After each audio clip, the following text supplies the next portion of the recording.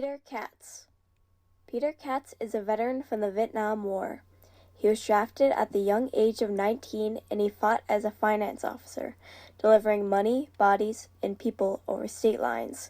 Here are some of his amazing stories from the past. I was born in upstate New York, near West Point. And my dad served in World War II, and my grandparents fled here at the outbreak of World War I and came to the United States. I had a brother that served in the Navy. There were no jobs, but just no jobs. So my dad had been out here during World War II, and he talked a lot about California, and at least it wasn't cold. The winters were, severe back there. When New York City got 3 inches, we got 23. When I got out of high school, I just could not stand those winters, and I told my dad I'm going to California. The day after I graduated high school, I hitchhiked out here. And I didn't have any money. I lived on the beach in Laguna, slept on the beach, didn't bother. You could build bonfires out there. And so I lived on the beach for a whole year, but there were no jobs out here either. So I got a job picking oranges. And under the Bracero program, I was the only person that spoke English in the fields, and no drinking water, no restrooms. They were spraying us with DDT. And so I got involved with the farm workers movement, and I got to meet Cesar Chavez and marched with him in Los Angeles. And one of my favorite quotes of his is engraved on San Jose State University. And what he said, and it stuck with me all my life, was that the beauty of an education is not what you have learned, but what you can teach others. And then one day I got 3 job offers in the mail on the same day. And I called them all up for interviews, and it was a Friday. And one of them was the postmaster here in Newport Beach, and he said, "Oh, well, I'm going to be here till 5 o'clock. Can you get down here by 5 o'clock? And I'll interview you." He said, "Went for the interview," and they asked me how much sleep I got. And he says, "Well, how would you like to start at midnight?" So, and then I never had to look for another job after that, because I got that job. I got drafted from the post office. I had this debate with my dad whether I should even go. I got this draft notice, and I kept ignoring it. Peter then talked to his dad about joining the war, and his dad told him he could do what he did: fight while studying school on the side, or move to Canada and be on the run from the draft. Peter chose to join the draft and study at Nikon College. It took him 8 years to get his degree in history and political science.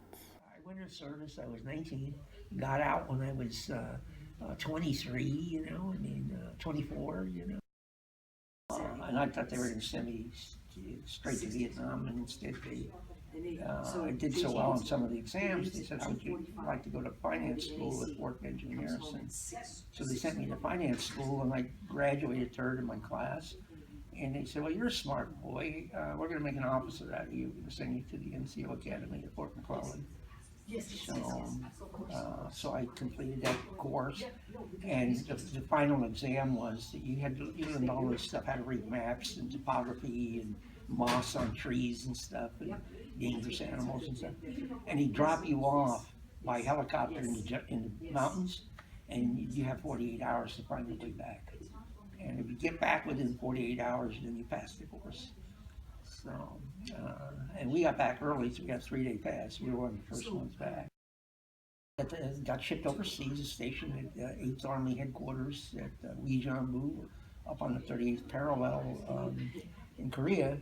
And I remember in the sleet and the rain and the snow, standing on that Panmunjom Bridge in the no man's land there and asking God, what the hell am I doing in this godforsaken place? I was a finance officer, and I ferried large amounts of money to different places in Southeast Asia. And I never carried a rifle, I carried a pistol, but I had a bodyguard with a machine gun and a pilot that spoke Korean, Vietnamese, and English. And it was his job to get me from point A to point B. It was my job to protect the money. We had a body escort. I used to pick up the body. I used to do this because I would get a free trip home, and you had to fly to Oakland and pick up the body. But you flew out on Friday night, the body wouldn't be ready till Monday morning.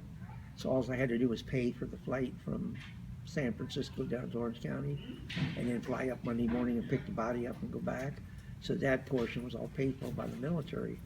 And they give you a passenger ticket, and you have an empty seat next to you for the body on the plane. And then you get a baggage claim for the body, the ticket, so just like you go claim a suitcase. Well, when we got to Atlanta, from Oakland to Atlanta, went to and had to hearse back up to the plane, and went to get the body, and they couldn't find it. And the funeral was the next day, and so it was lucky it was a closed casket funeral, so we went ahead with it. We didn't tell the family. But in that whole process, you know, if you have a positive attitude, you take an outlook on life, you know, where you know, things don't go right today, you know, tomorrow's a different day, it's a brighter day, you know. And things fall into your lap. You can make differences, you know. What the military taught you, all the things your parents tried to teach you that you couldn't do, you know. I mean, how to make a bed, how to follow orders, how to cook a meal, you know, how to wash clothes, all of these little things, you know, that you take for granted, you know, and you think that's a woman's job, you know. In the military, you did it, you know. You don't ask somebody to do it, you know. And so it taught me, you know, a lot of ethical values in life, you know, that not everybody can be the boss. You work for somebody, you follow the last order given. You may not agree with it, but they're the boss and you're the employee. You do what you're told, as long as it doesn't jeopardize your health and your safety. I re-enlisted for a $20,000 bonus and a promotion, and then 2 years later, I got early out to go back to school, and I went to school under the GI Bill, Katz State Bulletin. So, but I worked 30 years for the U.S. Postal Service and retired. Found out the more you travel, the more you meet people, they're all the same. You know, they have a big heart and they want a decent life for their kids and their family, and they want the government out of their bedroom. And I have to laugh, you know. I mean, I have to laugh. This is back in vogue, you know. but it's you know, I mean, this was either you were for the war or you were against the war. And sometimes when I hear this, people say, isn't that a disconnect there? How can you be on both sides? It's because you only fight war when you can't make peace. Like I said, for 20 years I didn't want nothing to do with it. I didn't join any American Legion, Veterans of Foreign Wars, nothing. I didn't even talk about it. And most soldiers don't talk about their experiences, you know. And then I came here and seen all the riots on the campuses and people not understanding what was going on, what we were fighting for, and why people were dying. A long time after the war, Peter married at the age of 52. To deal with his post-traumatic stress of the war, he takes place in many community events and helps others. Peter and other veterans have plans for a veteran cemetery in the El Toro Great Park.